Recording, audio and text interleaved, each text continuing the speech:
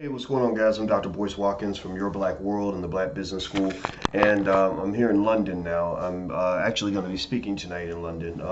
If you're watching on July 8th, I think the tickets are sold out, though, honestly, but you can check at drboycelondon.com to see if any tickets are available.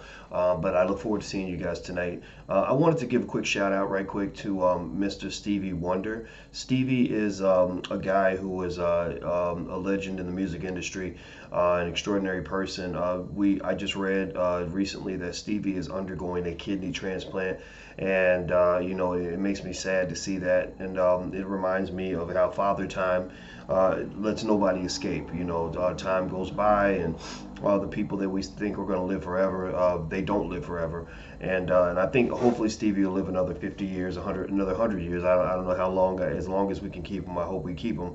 But things happen, right? People get older, they get sicker, things like that. But I wanted to. I'm a big believer that you don't wait until somebody passes before you give them their roses. I want to give a shout out to Stevie and to talk about how much I respect him as a human being, not just as a musician. There's a lot of great musicians out here, and I mean he's one of a kind. He's a legend in the music industry, but that's not enough to be an effective black man, in my opinion. Stevie Wonder, actually, there's one personal story I have about him, but there's 1,000 of them, I'm sure. I remember about maybe 6 years ago, the rapper Lil Wayne, made a song about Emmett Till, or he made a song where he had a verse about Emmett Till, and it was very disrespectful. It was pretty horrible, and so anyway, excuse this pillow in the background. I'm sure my place looks ratchet. This ain't my place. He had made this verse about Emmett Till that was really disrespectful. And I remember getting a call from Jesse Jackson's people, to kind of deal with this, to kind of address this. And one thing I remember was that Lil Wayne was ignoring us. He wasn't, he actually caused us to escalate action, which led to us getting his Mountain Dew deal. Like he lost his whole Mountain Dew endorsement because we just said, well, you're not going to disrespect the black community. We're not going to allow you to put our name in vain.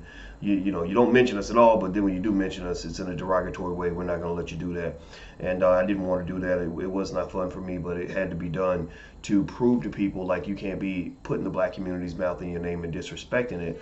And not expect there to be consequences. That's what a community does. That's what strength looks like. So, but even before then, when it did look like we couldn't get their attention, I remember one artist whose attention we did get very early, who responded very quickly, was Stevie Wonder. I remember Stevie Wonder said, "You can't do that. You can't use Emmett Till's name that way."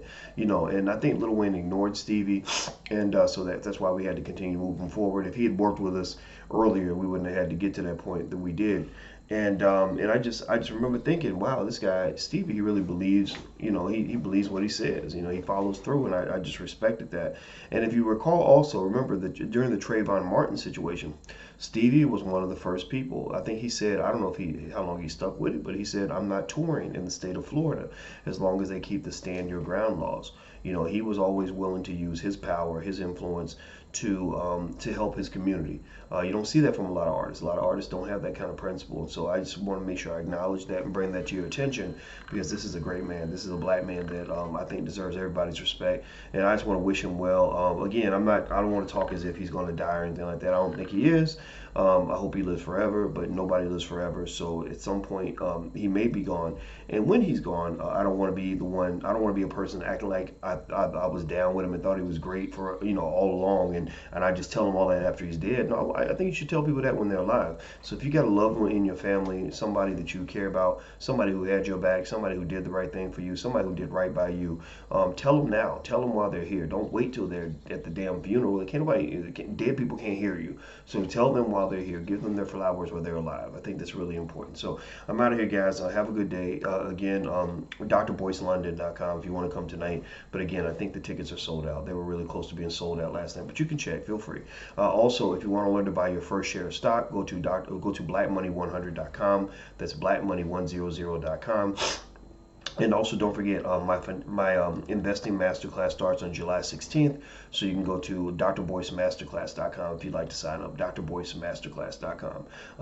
It's 6 weeks, and it's going to be awesome. You're going to love it. So I'll see you guys soon. Have a good day. Talk to you later. Peace.